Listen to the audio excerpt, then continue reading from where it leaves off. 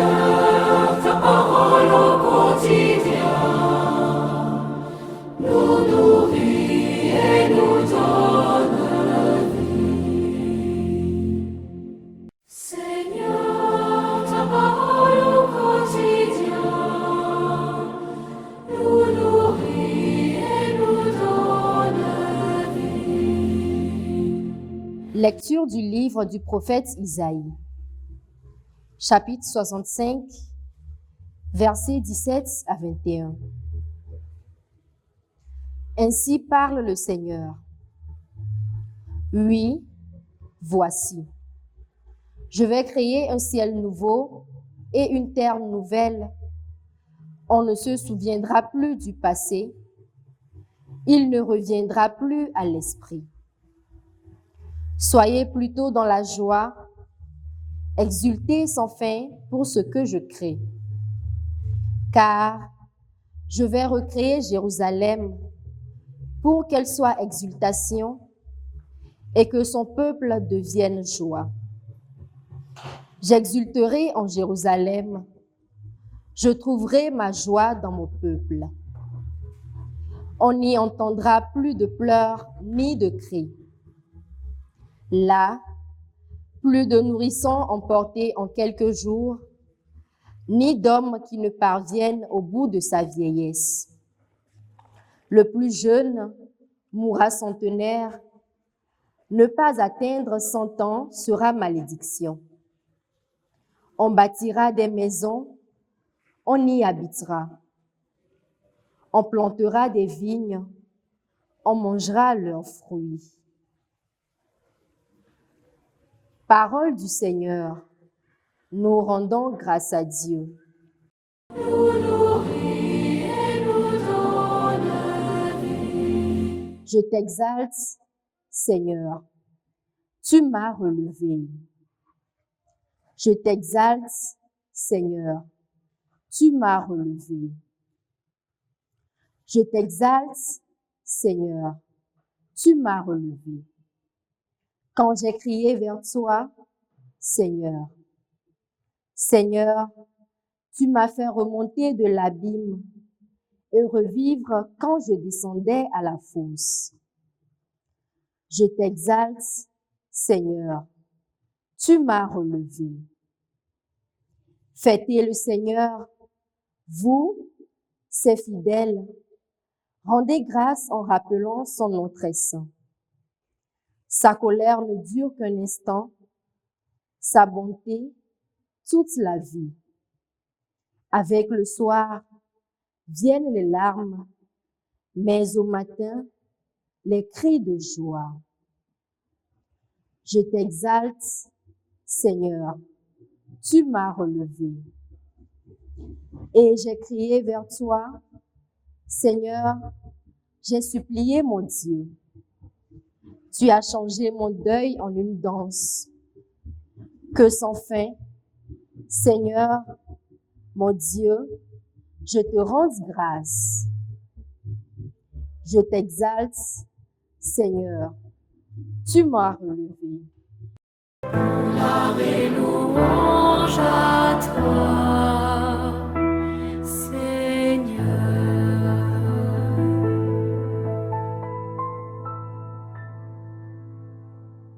Cherchez le bien, non le mal, afin de vivre. Ainsi, le Seigneur sera avec vous. Gloire et louange à toi, Seigneur.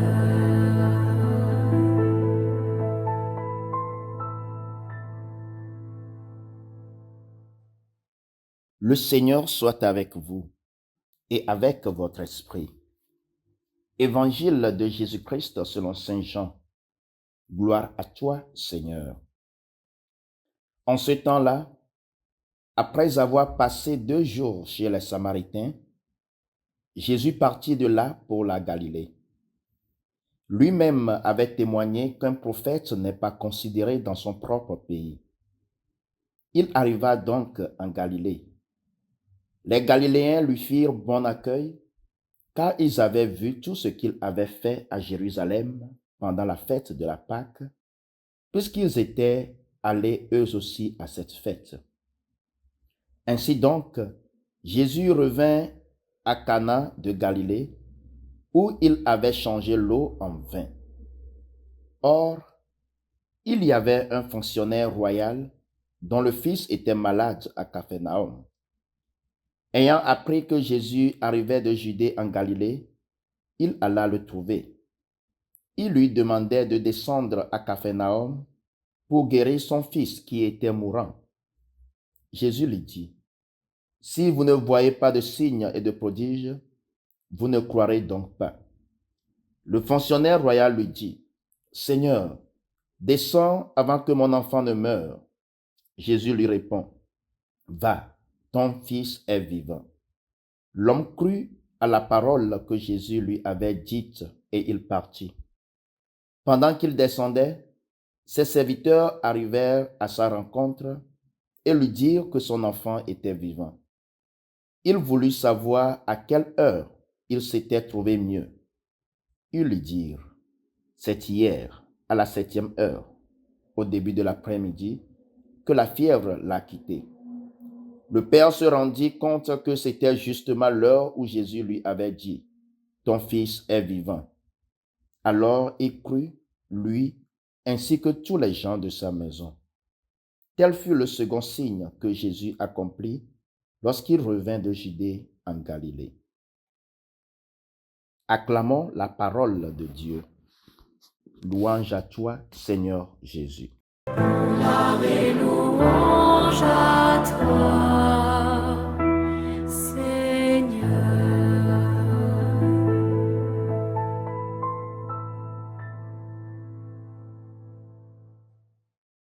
Chers frères et sœurs dans le Christ, en ce lundi de la 4e semaine de Carême, la parole de Dieu nous invite à réfléchir sur un élément essentiel de notre vie chrétienne, la foi.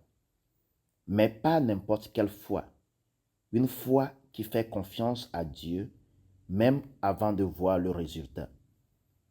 Dans la première lecture tirée du livre d'Isaïe, le prophète annonce une promesse extraordinaire de Dieu. « Voici que je vais créer un ciel nouveau et une terre nouvelle. » C'est une promesse de renouveau. Dieu annonce un monde où la joie remplacera la tristesse, où la vie prendra le dessus sur la souffrance, où les pleurs laisseront place à la consolation. Cette promesse était donnée à un peuple qui traversait une période difficile. Beaucoup avaient perdu l'espérance, mais Dieu leur rappelle que l'histoire ne se termine pas dans la souffrance. Dieu prépare toujours quelque chose de nouveau. Dans l'Évangile selon Saint Jean, Jésus-Christ nous montre comment cette nouveauté commence déjà à se réaliser. Un fonctionnaire royal vient trouver Jésus parce que son fils est gravement malade. C'est un père inquiet, un père qui souffre pour son enfant. Il supplie Jésus de venir guérir son fils. Mais Jésus ne se déplace pas. Il lui dit simplement, « Va, ton fils est vivant. » Et ce qui est étonnant, c'est la réaction de cet homme. L'Évangile dit, l'homme crut à la parole que Jésus lui avait dite. Il ne voit pas encore la guérison, il n'a aucune preuve, mais il fait confiance à la parole de Jésus. Et c'est en chemin qu'il apprend que son fils est guéri exactement à l'heure où Jésus a parlé. Frères et sœurs, voilà la foi. Faire confiance à la parole de Dieu, même quand tout semble encore incertain. Dans notre vie quotidienne, nous voulons souvent voir d'abord avant de croire. Nous voulons des preuves, des signes, des garanties. Mais la foi fonctionne autrement. La foi dit, je fais confiance à Dieu, même quand je ne comprends pas tout. Peut-être que quelqu'un aujourd'hui prie pour la guérison d'un proche. Peut-être qu'un parent prie pour son enfant qui traverse une période difficile. Peut-être qu'une personne cherche du travail et commence à perdre courage. Peut-être qu'une femme ou une famille traverse une crise et ne voient pas encore de solution. Dans ces moments-là, la tentation est de se décourager. Mais la parole de Dieu nous rappelle aujourd'hui, continue à croire, même avant de voir. Le Père de l'Évangile n'a pas exigé un miracle immédiat. Il a fait confiance. Et cette confiance a ouvert la porte à l'action de Dieu. Le carême est justement ce temps où nous apprenons à renouveler notre confiance en Dieu, même quand la situation semble difficile, même quand la réponse tarde, car Dieu est toujours en train de préparer quelque chose de nouveau dans notre vie. Frères et sœurs, demandons au Seigneur en ce temps de carême une foi comme celle de ce Père, une foi simple, une foi confiante, une foi qui s'appuie sur la parole du Christ, et que cette foi nous aide à avancer, même quand nous ne voyons pas encore le miracle.